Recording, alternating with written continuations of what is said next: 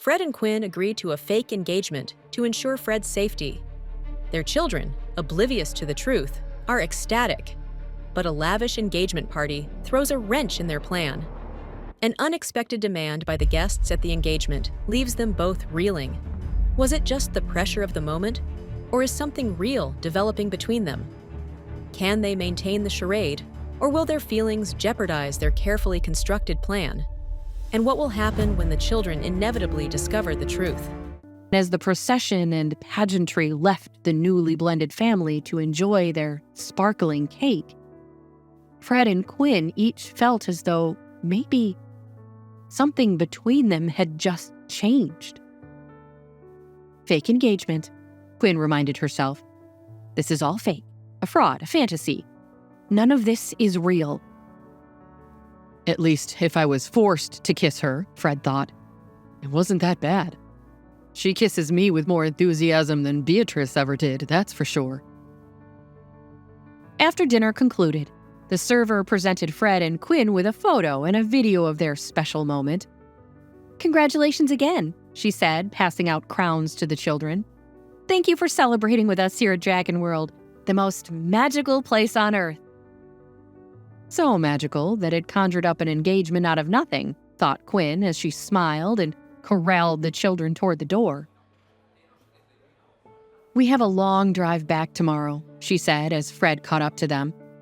Nonsense, said Fred. You'll all fly in the jet with me. We'll have someone deliver the car. A private jet, mused Quinn. Wow. I suppose I'll have to get used to that. Yes, you will, he answered, giving her an impassioned look that shook Quinn to her very core. Oh, what was she doing? She wondered. Change the subject, Quinn. So, did you kids like your first trip to Dragon World? Yes! Cried all three of the children at once, running hand in hand back toward the Fairy Forest Resort. In the morning, a limousine took Fred, Quinn, and the children to the small airport, where the five of them boarded one of Rex Corp's private jets. The flight attendant gave the children coloring books to busy themselves, while Fred and Quinn each made the necessary phone calls to begin the arduous process of moving everyone to the penthouse and renting out Quinn's house. It did not escape Quinn that one of the phone calls she heard Fred make was to Dr. Dean Crawford at Roosevelt Hospital, the supervising doctor who had suspended her without pay at Fred's request. Please reinstate Dr. Quinn Murphy as soon as possible, he said into the phone. I'm satisfied that the entire situation was a misunderstanding. Please see that Dr. Murphy receives her payback, and also a raise, in apology for the incident. Oh, and also, Dr. Crawford. Fred paused before continuing. Note that Dr. Murphy and I are engaged to be married. Quinn heard Dr. Crawford laughing and loudly congratulating them, all the way from her own seat. Quinn felt a pang of nerves. Now her boss knew about their engagement too.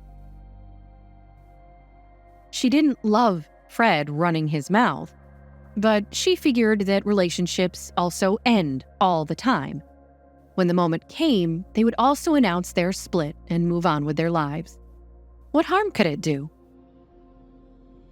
By the time the jet was on the ground again, all the plans were underway. Everyone who needed to be notified had been told.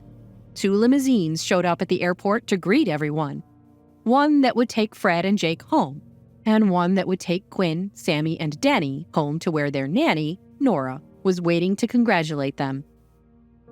Back at the penthouse, Jake was so happy that Quinn was becoming his real mom. He had wished so hard, every single day since he'd met her, that this could somehow happen. And now his father had really done it. He'd asked Quinn to marry him. Jake wanted to do something nice for Fred, to show how thankful and happy he was that his father had granted this very remarkable wish. As Fred made his way upstairs to his office to catch up on some business, Jake went into the kitchen. Chef Julian wouldn't be there to fix their dinner until 6 o'clock, so Jake figured he'd have to make the special lunch himself. He knew where Chef Julian kept all the ingredients and all the equipment. He'd just make his dad the best lunch ever. Jake got out the flour, the eggs, and the milk. He was going to make the crepes they so enjoyed. Chef Julian had even taught him how to flip the crepes. Today, he would surprise Fred by showing that he could flip them all by himself.